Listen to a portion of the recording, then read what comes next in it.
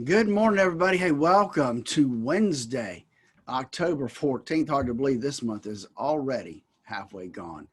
I'm glad you joined me this morning. Looking forward to a conversation with Dave as we really hit the second big day of earnings season, banks coming out. I want to ask a favor of you guys. If you're listening today, hey, I want to know what you think a good name for this would be. You know, the Dave and Phil mornings with Dave and Phil, mornings with Phillip and Dave. You know, what do you think would be a good tagline for this morning post to Facebook? I'd appreciate it. All you have to do is email it to Statler Financial at gmail.com. That's Statler Financial at gmail.com.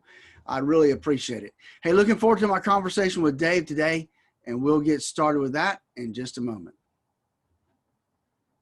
It's a cake by the 41 now, 19 before 9.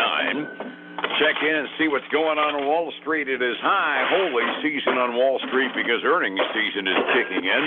Find out how your bank is doing and a whole lot more. Let's go downtown to the offices of Statler Financial Services, where Phillip Statler is standing by. Phillip, good morning. How are you today?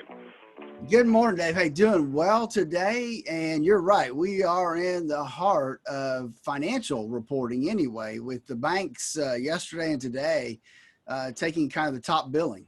Oh, yeah. They buy and sell money. We probably know something about them over this 48-hour period. Setting the table, it was an off day yesterday on Wall Street, and the way the NASDAQ exchange was starting out, that kind of a surprise. Dow was down by 158. The S&P 500 down by 22, and NASDAQ even managed to go down a little bit. They were down by 12 and change. Is that just coronavirus concerns, or was there a reason that you saw?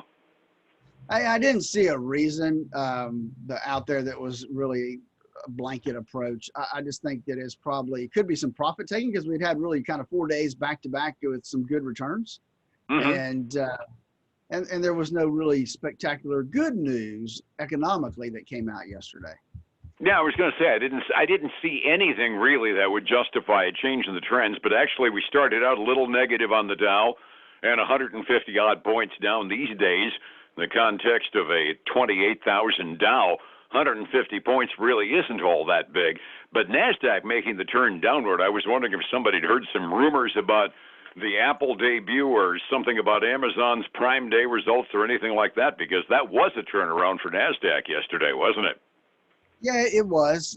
And I think that you had maybe some competition in Amazon, right? So you had Target doing some stuff at the same time to try to take away. I think you had Walmart was doing something now, and they're doing something big on Thursday.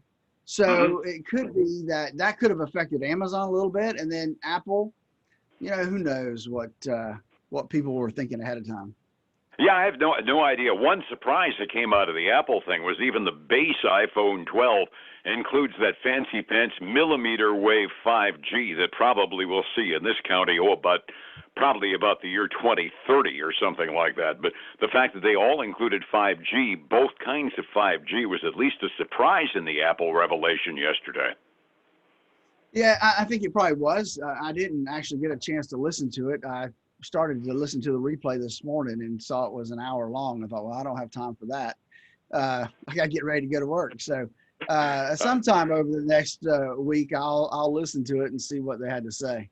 That was kind of my reaction. That's why I kind of went for the people that live blogged it and then went through the blog. It was a lot easier to skip over the parts I wasn't interested in. One bit of government data dump that came out this morning that in a vacuum, we kind of say, oh, wow, inflation might be in trouble. The producer price index came out. Prices up 0.4% in September alone. Then you drill down one level and find out things have been so doggone flat. Annualized producer price index is only 0.4% as well. That was kind of a moment when I looked at that. Yeah, I guess it all came in September, right? So, but that number was still double what expectations were. And is that a big deal? No, because we all know we need some inflation, and the Fed wants inflation. And it's definitely not affecting the indexes this morning. Understood. Yeah, it was one of those, like I said, the weird part was we'd gone nowhere all year and then took up 0.4% in 1 month. Basically, that kind of uses the phrase data point and bring it to mind and look at it next month and see if it continues.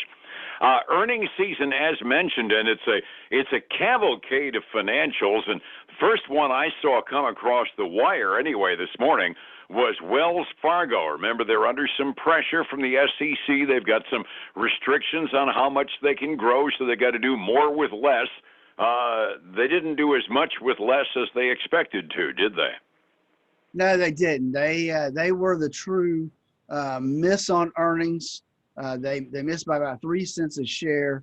Revenue, though, was a little bit better than expected, but they are under pressure this morning because of that. They're down about 1.9% after falling about a little over 3.5% yesterday. So they're getting down towards the lower end of their 52-week range right now.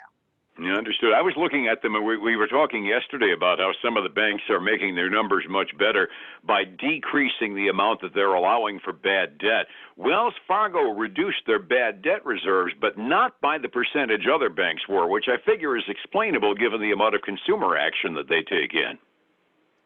Probably so, because they are a big consumer bank, and that would weigh.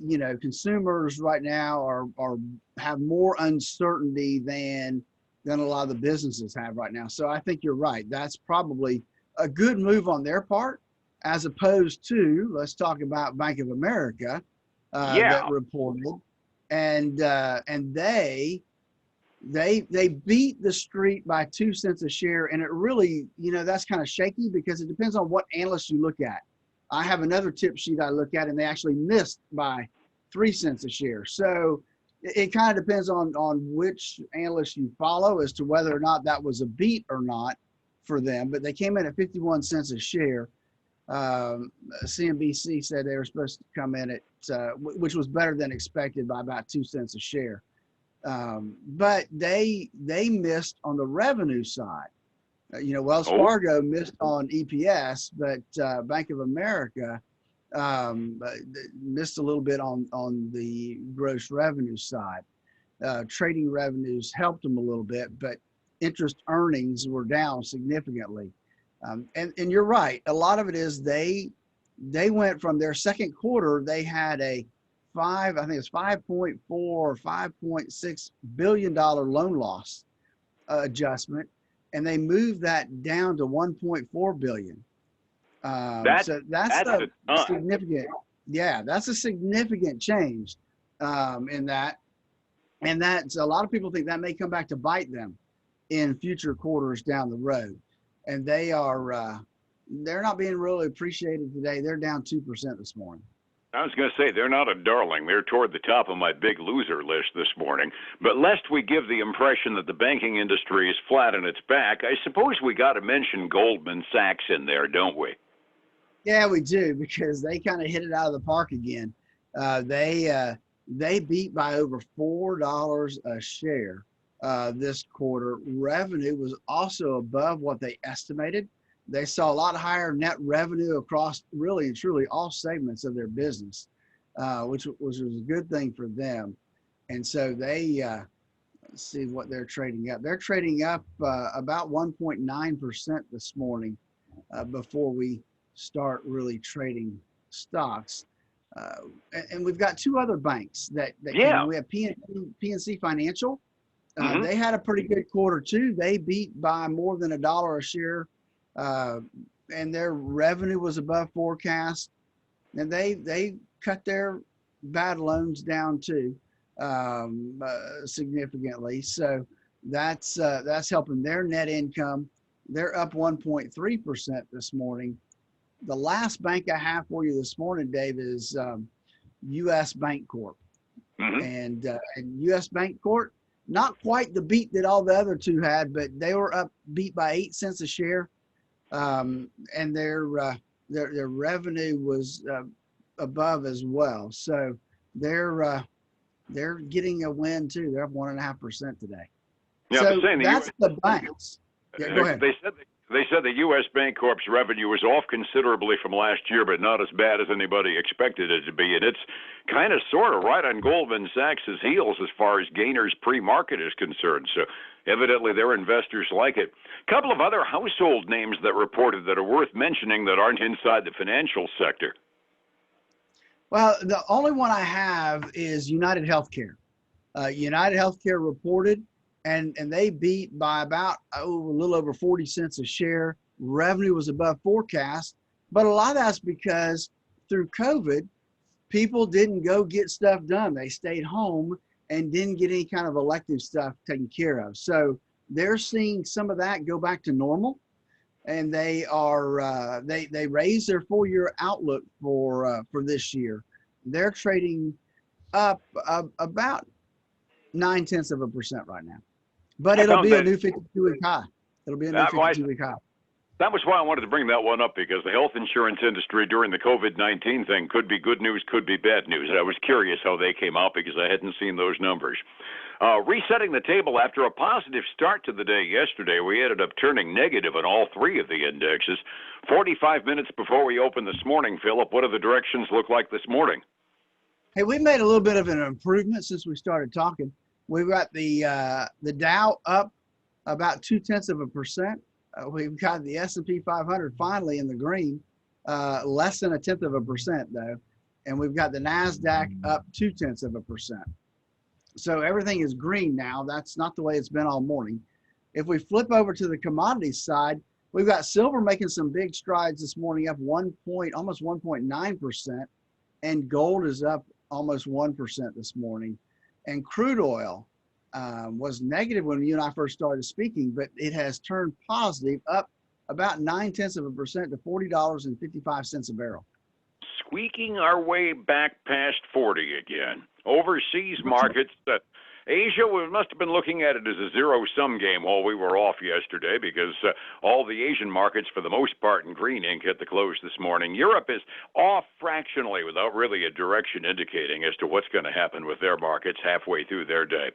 Phillip, time for stability, time for planning, time for having an idea of what I'm going to have in order to retire profitably. How do I get a hold of you to help get that picture?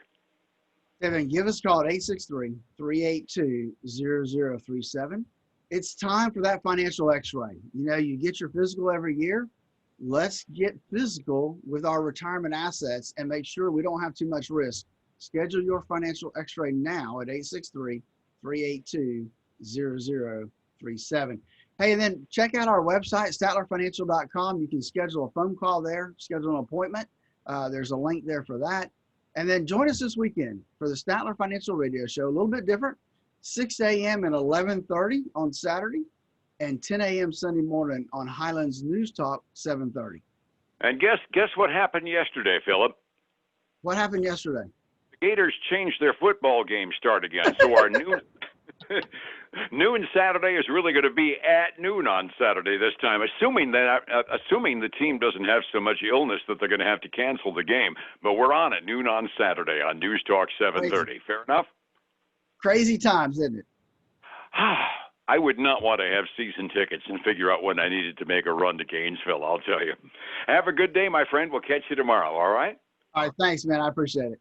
Thanks. It's 105.7 Light FM and Statler Financial Services. Phillip Statler. Wait and see.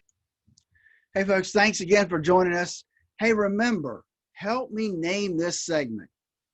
All you have to do is send an email to statlerfinancial@gmail.com where we can go through that and figure out what should we name this segment every morning. I appreciate you listening in, and I look forward to speaking to you again tomorrow.